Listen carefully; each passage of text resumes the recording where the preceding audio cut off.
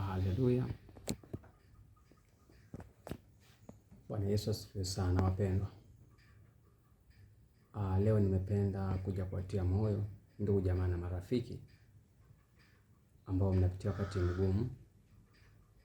Wengine mmefiwa na ndugu zenu, wengine mmeachwa, mmeachika, wengine mmepata ajali, wengine mmezulumiwa, wengine mmetekwa, wengine mnaonewa. Wapendwa, napaswa kujua kwamba hii dunia sio dunia ya furaha, ni dunia ya mateso. Kwa kawaida toka alipozaliwa, wataalamu wengine wanasema mtoto anapozaliwa lazima alie kwanza machozi. Sasa kitendo cha kulia ni ishara kwamba dunia hii ni ya mateso, dunia ni ya shida sana. Kwa hiyo unapoishi duniani lazima ujue kuna wakati mgumu lazima upitie. Hii inakufanya wewe uwe jasiri unapokuwa unaishi na ndugu jamaa na marafiki. Kwa hiyo unapopitia wakati mazingira magumu, wakati mgumu, lazima ujue kwamba mambo haya ni asilia, yapo na umeyakuta. Kwa hiyo kutia moyo kwangu ni kwamba dunia hii unaweza kufanya zuri bado ukaonekana umefanya mabaya, ukafanya mabaya vile vile ukaishia pabaya. Unaweza kufanya mazuri ukaishia pabaya, ukafanya mabaya ukaishia pabaya. Lakini ni aina ya watu ambao tunaishi nao duniani hapa. Kila maeneo kuna changamoto na kila sehemu pana changamoto. Kwa hiyo lazima ujifunze kuishi na kuzijua changamoto mahali ambapo unaishi. Hii inamfanya mtu hawezi kukabiliana na mazingira ambayo anaishi. Lakini kitu kingine, tumezungukwa na watu wasomi na watu kadhalika. Lakini mimi naamini kwamba elimu muda mwingine haisaidii chochote.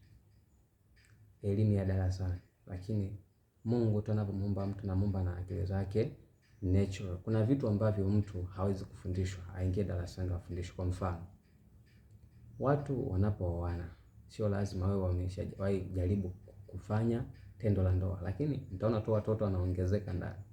Sasa kile kitendo nani aliyemfundisha? Kwa hiyo kuna vitu ambavyo Mungu ameumba tu natural kwenye fahamu wa mtu. Kwa hiyo jitahidi sana kutumia fikra zako unapofanya jambo. Lakini jitahidi sana kumsoma mtu na wakati. Naweza kama nimeongea kitu chepesi lakini pia kigumu. Lakini yote niko nawatia moyo wale ambao wanapitia wakati mgumu. Kwamba kuna saa ya mateso, kuna saa ya furaha pia, lakini mimi naamini dunia ni hapa hakuna furaha. Furaha haipo kabisa. Hapana furaha, dunia ni ya mateso tu. Ndio maana tumekimbilia kwa Yesu. Maana furaha yetu tutaipata tutakapotoka katika dunia hii. Tutaipata amani, furaha. Kwa sababu tunasema sisi tuna amani, lakini mahali pengine duniani hapo watu wana majonzi. Kwa hiyo hakuna amani ya eneo moja. Unajua dunia ni kama yai, kwa hivyo wanaoishi ndani ya yai, ile yai linahusisha vitu vya ndani vyote.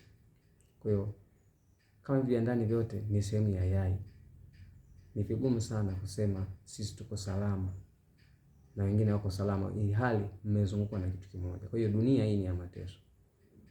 Lazima ujue mpendwa. Kwa hiyo jitahidi sana